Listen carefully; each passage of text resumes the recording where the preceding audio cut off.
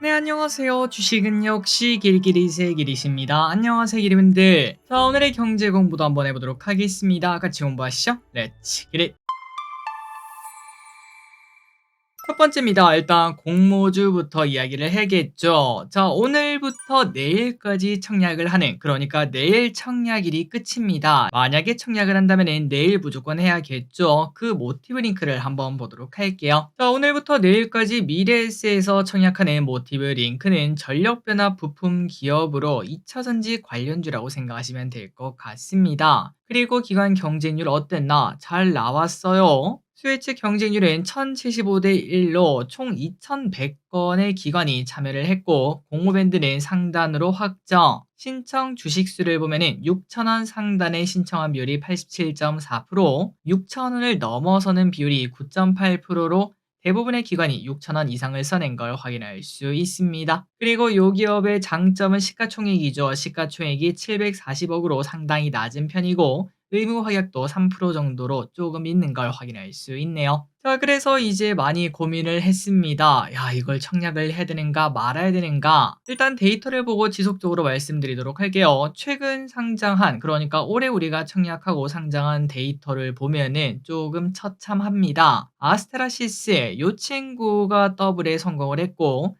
그리고 종가도 44% 수익으로 이제 조금은 공모주 이 정도는 돼야죠 라는 말을 해볼 수 있는데, 하지만 그 외에 삼양 NC캠이 조금 좋긴 했지만 48% 오르고 마지막에는 다 쪼그라들고 마무리가 되었고요. 가장 우리가 원했던 LG CNS 9.9% 하락으로 마무리가 된 걸 확인할 수 있었죠. 자, 그래서 이런 상황에서 공모주를 쉽게 하자 말자 이렇게 말하기가 좀 많이 어렵습니다. 그런 상황이다 보니까 더욱더 많이 고민을 했는데요. 일단 결론적으로 말씀드리자면 청약을 해야 된다라고 저는 보고 있습니다. 하는 길이 야, LG CNS 못 봤냐? 라고도 충분히 말씀하실 수 있고, 저 길이 또 수익 확률이랑 이제 손실 확률이 비슷하다라고 생각은 하지만, 그럼에도 아직까지는 지금이 조금 이상하다라고 저는 생각을 하고 있어요. 이 정도 데이터면은 야, 이때까지는 분명 성공을 했었는데 몇 년간 성공을 했기 때문에 이거는 저는 하나의 기준이라고 생각을 하거든요. 그런데 요즘 작년 말부터였죠.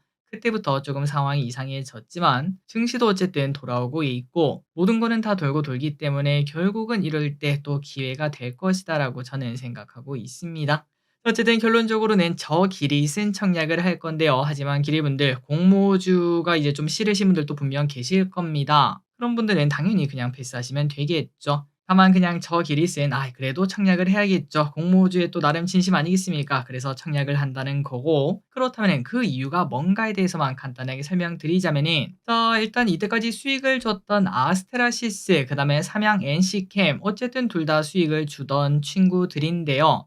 요 두 친구를 한번 비교를 해봤습니다. 일단 아스테라시스 누가 봐도 완벽한 흐름을 나타냈고, 기관 경쟁률 1200대 1, 참여 건수 2200건, 기관 총 신청액은 14주로 상당히 높았고요. 의무 확약이 9.9%, 공모가 상단 이상은 98.7%, 마지막으로 시가총액은 1600억인 걸 확인할 수 있습니다. 그리고 삼양 NC캠도 비슷하죠. 기관 경쟁률 좋았고 참여수 좋았고 총 신청액 비슷했고, 다만 의무 확약은 조금 아쉬웠고요. 공모가 상단 이상은 96.3%로 나쁘지 않았습니다. 그리고 이 친구의 장점은 유통금액이 좀 낮았다라는 것도 같이 말할 수 있겠네요. 그래서 이 두 친구의 공통점만 보자면 유통금액은 조금 낮은 편이었고, 그 다음에 나머지 데이터가 전부 다 좋은 친구들이 결과값도 좋았다는 걸 확인할 수 있죠. 그런데 이번 모티브 링크도 결과값이 나쁘지 않습니다. 기관 경쟁률 1000대 1 넘었고요. 참여 기관수 2000건 넘었고요. 기관 총 신청액 LG CNS가 난리가 나지 않았겠습니까? 그럼에도 14조나 몰린 걸 확인할 수 있습니다. 마지막으로 이 친구의 가장 큰 장점은 유통 가능 금액이 200억밖에 안 된다는 거, 시가총액이 상당히 낮다는 점, 이러한 부분을 봤을 때 그래도 이거는 청약을 해야겠다라는 생각이 들더라고요. 물론 이것 또한 저 기릿에게는 독주일 수도 있겠지만 일단 한번 마셔보도록 하겠습니다. 저 기릿은 청약하도록 하고, 여러분들이 한번 고민을 해보시고 지금은 안 하셔도 된다고 생각합니다. 이러다가 나중에 이제 공모주가 연속으로 성공하는 날이 올 겁니다. 그때가 되면 자연히 저 길이 또 나름 신나서 기리분들 지금 돌아오셔야 됩니다. 지금 청약하면 됩니다. 그렇게 또 말씀드릴 테니까 그때까지 기다리셔도 된다는 것도 참고하시면 될 것 같아요.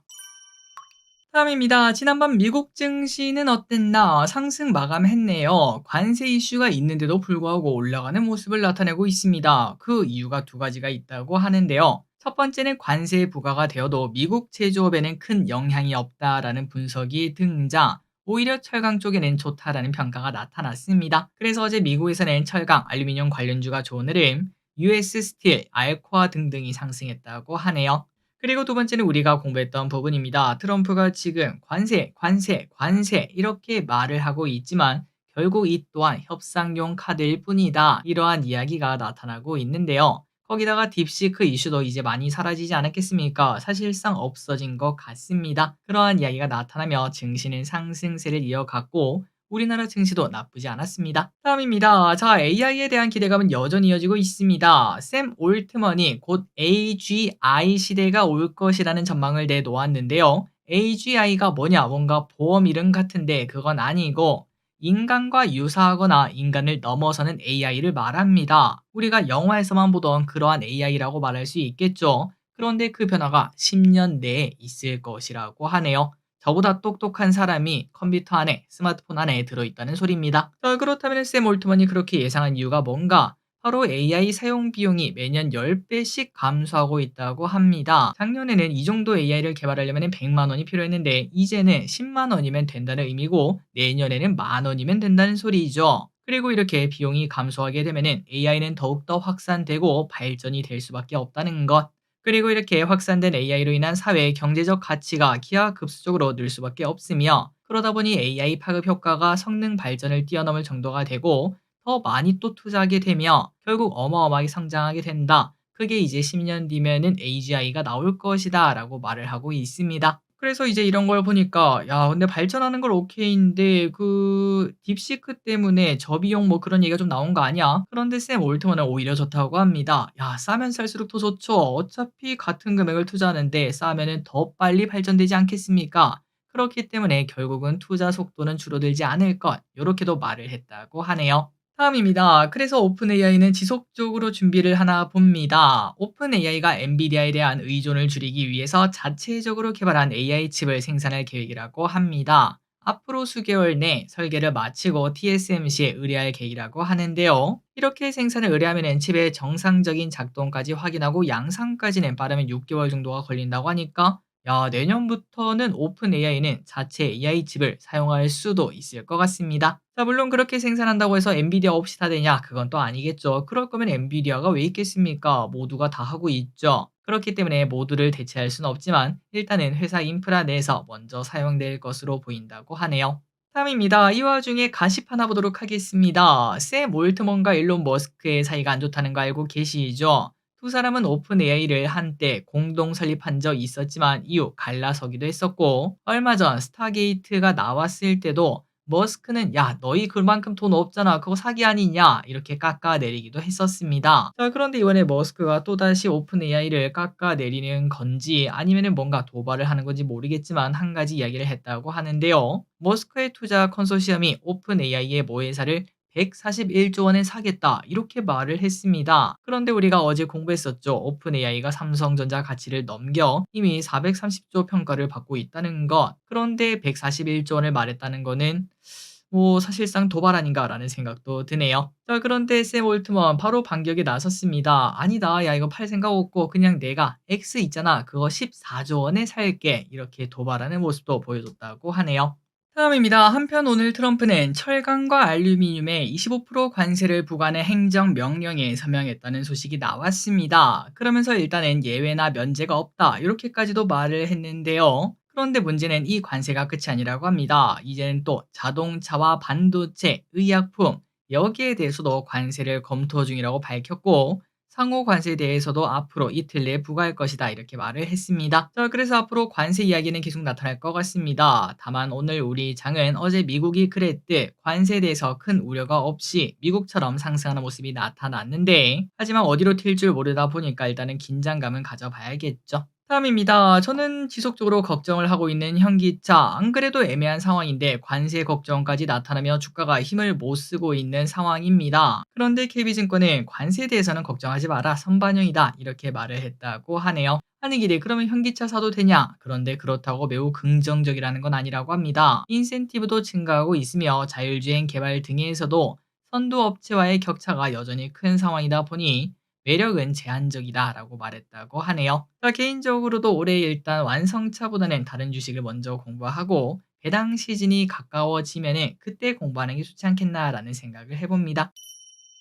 다음입니다. 테슬라의 하락이 조금 심상치 않다고 합니다. 미국 증시가 최근 들어 괜찮은 흐름을 나타내고 있고 M7의 대부분이 상승하는 모습을 나타내고 있는데요. 하지만 혼자 뒷걸음질 치는 친구가 있죠. 바로 테슬라입니다. 4거래일 연속 하락하고 있고 어제도 무려 3%나 하락. 이렇게 하락한 이유가 뭔가 바로 머스크 행보 때문이라는 분석이 또다시 나타나고 있습니다. 오너 리스크 중 하나라고 볼 수 있겠는데요. 머스크의 정치적인 움직임 이런 것들이 테슬라에 대한 부정적인 영향을 주면서 실제로 판매 데이터도 나쁘게 나오고 있는 걸 확인할 수 있습니다. 어제 또 하나의 찌라시가 나왔는데 독일에서 테슬라 차량이 공격받는 그러한 모습도 나타났다고 하죠. 거기다가 트럼프 정부의 정책도 전기차 시장 자체 우호적이다 이렇게 말하기는 어렵다 보니까 테슬라의 주가는 지속적으로 하락하는 모습인데 과연 여기서 반전의 신호탄을 쓸 수 있을지 그러려면은 결국 옵티머스 로봇이라거나 아니면은 자율주행 FSD 여기에 대한 소식이 뜰 필요가 있겠죠. 언제 뜰지 볼 필요가 있겠습니다. 다음입니다. 상패 가능성 조심하세요. 자, 오늘 시장에서는 상장 폐지와 관련된 종목에 주의하자라는 이야기가 돌았습니다. 그래서 어떤 기업이 위험한지 간단하게 보도록 할게요. 자, 먼저 5년 연속 손실을 기록 중인 회사는 모아텍, 글로본, 메디콕스, 파커스, 휴먼 테크놀로지, 더라미 등등이 있고요.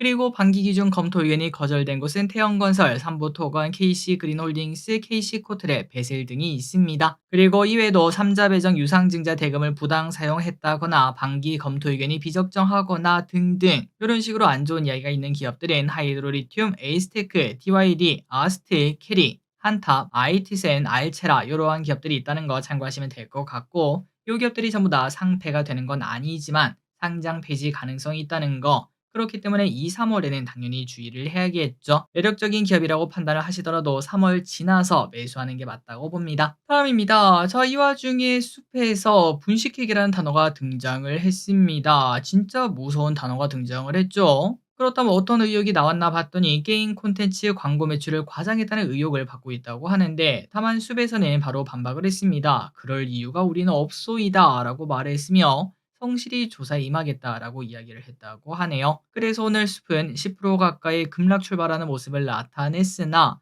하지만 이내 다 올라오는 모습을 보여줬습니다. 그러니까 일단 시장에서는 분식회계 가능성이 크지 않다라고 보는 것 같네요. 다음입니다. 부동산 관련 이야기를 조금 해보도록 하겠습니다. 자, 부동산에도 나름 관심만 있는 기린, 아는 거는 하나도 없는데요. 그런데 요즘 부동산 이야기를 하나둘 듣다 보면은 월세 가격이 최근 들어 슬금슬금 올라가고 있고 전세 기피 현상이 지속적으로 이어지고 있다는 걸 항상 들을 수 있습니다.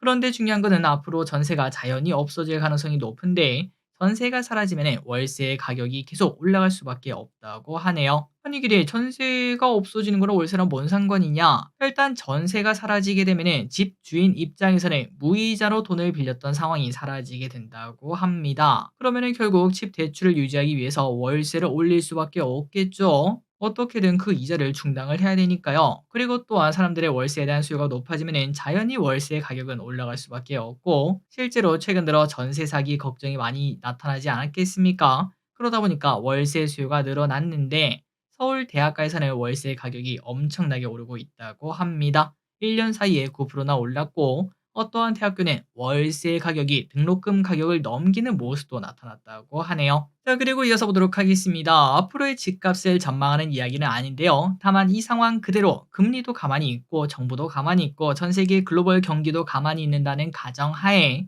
우리나라에서 전세가 없어지면 집값은 어떻게 될까라고 생각을 해봤을 때 장기적으로 집값이 하락할 가능성이 있다고 합니다. 자, 그렇다면 그 이유가 뭔가? 자, 사실상 전세라는 건 아까도 말씀드렸다시피 무이자 대출이랑 사실상 똑같은 겁니다. 2억만 있어도 5억짜리 집을 그냥 살 수 있게 만들어주는 제도였죠. 그런데 이 전세가 사라지게 되면 갭 투자가 어려워지고 매수세가 떨어진다는 의미가 될 것 같습니다.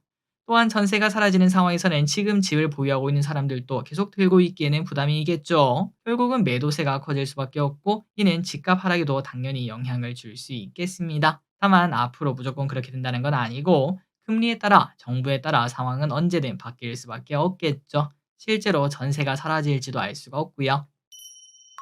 다음입니다. 지난주에는 현대로템, 오늘은 하나에어로스페이스가 난리가 났습니다. 방산주가 엄청난 실적을 자랑하고 있죠. 지난해 사상 최대 실적을 기록. 매출 무려 43% 증가했고요. 영업이익은 190%나 증가했고요. 엄청난 서프라이즈를 자랑했죠. 그리고 하나에어로스페이스의 실적 성장은 K9 자주포, 다연장 로켓 천무, 120mm 자주 박격포 비격, 요게 중심이었다고 합니다. 그래서 하나에어로스페이스의 코로나 저점 대비 그때 3월 10일인가 아마 그날일 겁니다. 그때가 15,000원이었어요. 15,000원. 그런데 야 지금은 무려 48만 원까지 올라오며 3000% 상승을 나타냈다고 합니다. 저도 언젠가는 이런 주식을 꼭 손에 쥐고 몇 년간 장기 투자해서 막 몇천 프로 수익률 이런 것들을 자랑할 날이 올지 저길이 또 그런 눈이 좀 생겼으면 좋겠네요. 하여튼간 엄청납니다. 1000만 원을 투자했으면 3억이 되었습니다. 다음입니다. 에코프로비엠 또 실적 발표를 했습니다. 한때 코스닥 대장이었는데 일단은 지금 아무도 관심이 없는 것 같은데요. 결과값을 한번 보니까 영업이익은 마이너스 400억으로 작년 1,500억 흑자에서 적자 전환을 했습니다. 매출 또한 60%나 급감했고요. 다만 IR에서 이러한 저런 이야기가 나왔습니다. 코스피 이전 상장은 1분기 말에 승인 기대감이 있다고 하고요. 그리고 헝가리 공장은 올해 4분기부터 생산을 시작한다는 소식. 마지막으로 LFP 양극재는 2분기부터 고객사에 샘플을 지급할 예정이라고 하는데 서기릿은 올해 분명 2차 전지 시간이 올 수 있다고 보고 있는데 과연 그 중심에는 전고체가 있을 수 있을지 한번 지켜보도록 하겠습니다. 다음입니다. 자, 시가총액 상위 종목들은 뭐 그 자리를 뺏길 일이 그렇게 많지는 않죠. 특히 1등, 2등은 불변의 법칙처럼 삼성과 하이닉스가 자리를 잡고 있습니다. 물론 한때는 LG엔솔이 2등을 노리는 그런 모습도 나타냈지만 지속적으로 하락하면서 LG엔솔은 그냥 3등으로 자리를 잡고 있었죠. 자, 그런데 결국 LG엔솔이 3등을 지키지 못하고 4등까지 떨어졌다고 합니다.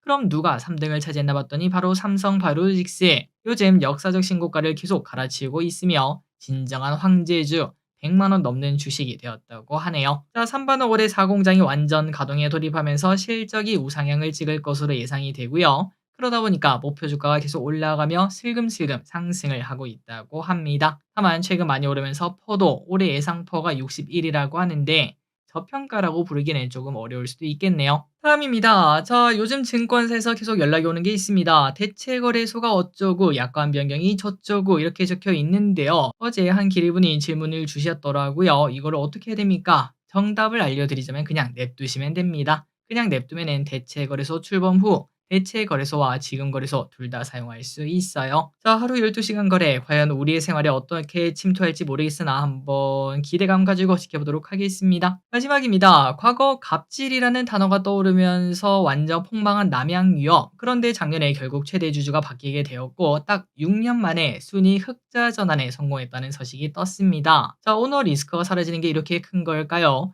남양유업은 작년 매출 9,500억, 영업 적자는 99억을 기록했지만 당기 순이익이 7천만 원으로 이게 이게 딱 가능한가라는 생각이 들지만 어쨌든 흑자를 기록했다고 하네요. 6년 만에 순이익 흑자가 나왔습니다. 자, 이러면서 남양유업이 오랜만에 급등을 했는데 지속성이 있을지는 조금 더 지켜볼 필요가 있겠네요.